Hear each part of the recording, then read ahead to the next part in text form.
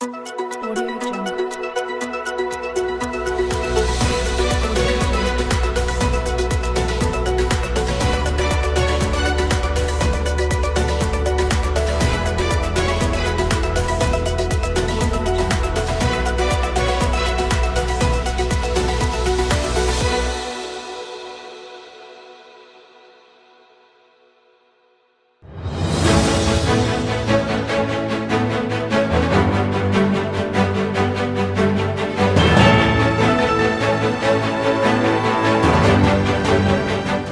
Selamat sore pemirsa, kembali lagi bersama saya Khadijah Rawansyah RM.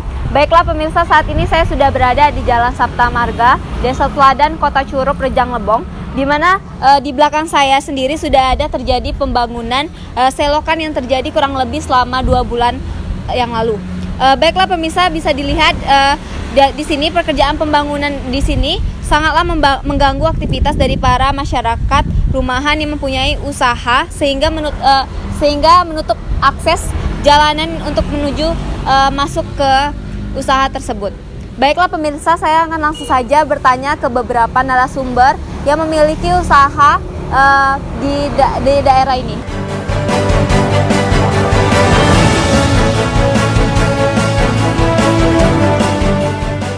Baiklah pemirsa, saat ini saya sudah bersama salah satu pemilik dari usaha warung pojok Arema, yaitu dengan Ibu Haryati. Bu, selamat sore Bu.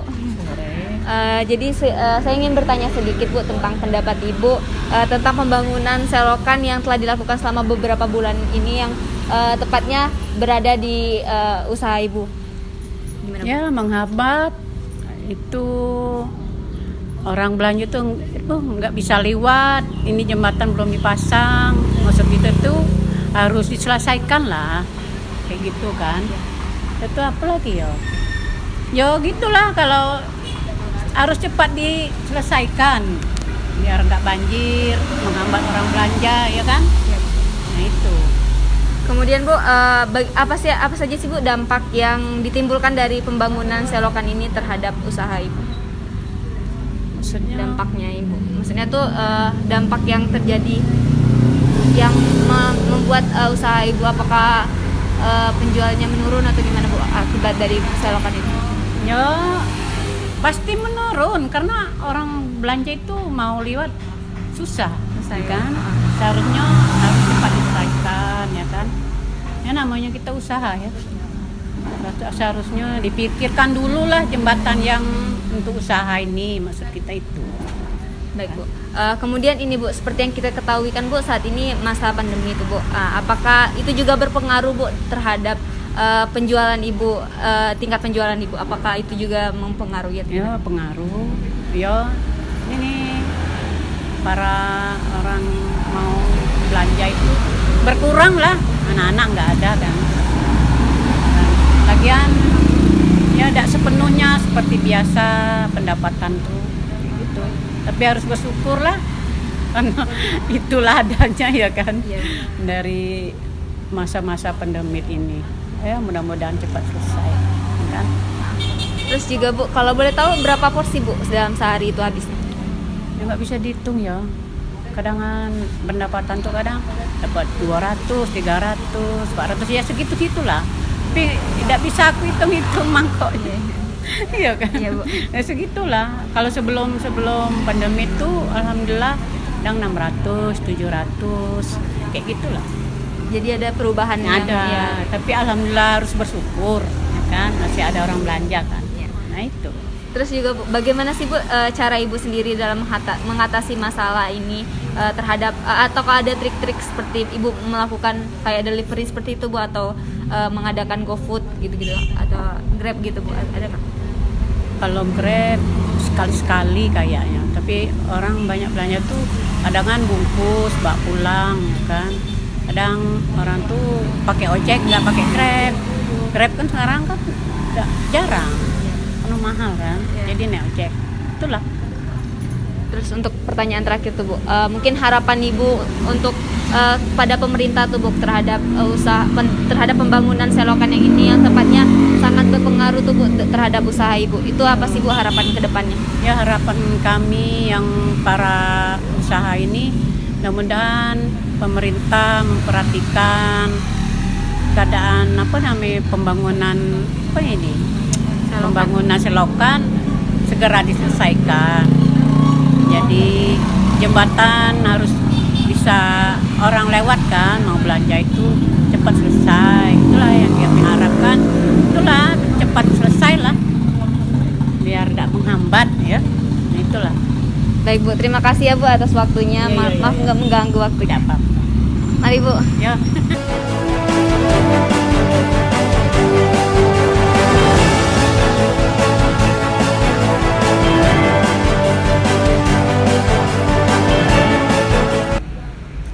Baiklah pemirsa, saat ini saya sudah bersama dengan Ibu Ria selaku pemilik usaha, yaitu usaha bakso bakar Aga. Baiklah Ibu, selamat sore Bu, maaf mengganggu waktunya. Jadi saya ingin bertanya sedikit Bu mengenai pendapat Ibu tentang pembangunan selokan yang telah dilakukan selama beberapa bulan yang lalu terhadap usaha Ibu. Itu gimana Bu pendapat Ibu? Oh ya, usaha, maksudnya pembangunan selokan ini ya, memang dampaknya sangat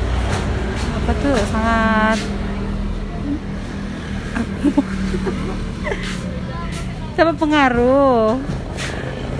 Untuk parkiran kan orang susah, kalau mau masuk ke tempat kita berdagang kan agak sulit, jadi sangat mengganggu. Kemudian juga Bu, apa saja sih Bu dampak yang Ibu alami terhadap usaha Ibu ini karena adanya pembangunan ini, dampaknya ya? Oh, dampaknya ya otomatis pengunjung agak berkurang, soalnya kan ya kalau mau masuk kan agak sedikit ragu kan lihat ada pembangunannya. Ini kan udah berjalan selama 2 bulan belum selesai juga. Terus juga Bu, kan saat ini juga kita sedang mengalami adanya pandemi itu Bu. Apakah itu juga berpengaruh tuh Bu dalam usaha Ibu yang Ibu lakukan itu? Apakah berpengaruh juga mengenai terhadap usaha Ibu? Oh iya, jelas berpengaruh. Apakah itu terjadi perbedaan yang signifikan Bu terhadap pengunjungnya semenjak pandemi dan semenjak sebelum pandemi gitu? Iya, ada. Terjadi perubahan ya Bu? Iya, ada. Kemudian kalau boleh tahu berapa porsi Bu udah habis, kalau sehari itu habisnya berapa? Atau berapa pemasukan Ibu sama sehari? Ya, belum bisa ditentukan. Kadang rame, kadang sepi. Kadang berbeda-beda. Ya, porsinya maksudnya ya. Terus bagaimana sih Bu cara Ibu mengatasi masalah ini? Apakah Ibu ada trik-trik tertentu atau Ibu melakukan adanya yang seperti GoFood atau itu gimana? Ya, sejak ada pandemi ya kita ngandalkannya ya online kan, seperti GrabFood. Berarti ada penjualan secara online ya Bu ya. Kemudian harapan terakhir Bu, mungkin harapan Ibu terhadap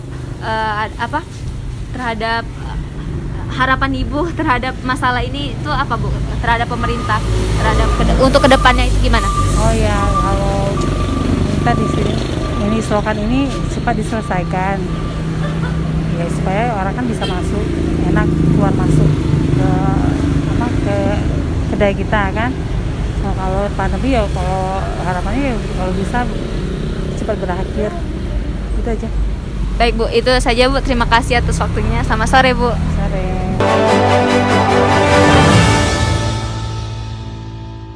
Baiklah pemirsa, itulah tadi beberapa wawancara saya terhadap para masyarakat yang memiliki usaha di Jalan Sapta Marga ini. Saya Khadijah Andrawansyah RM melaporkan langsung dari tempat kejadian. Terima kasih dan sampai jumpa.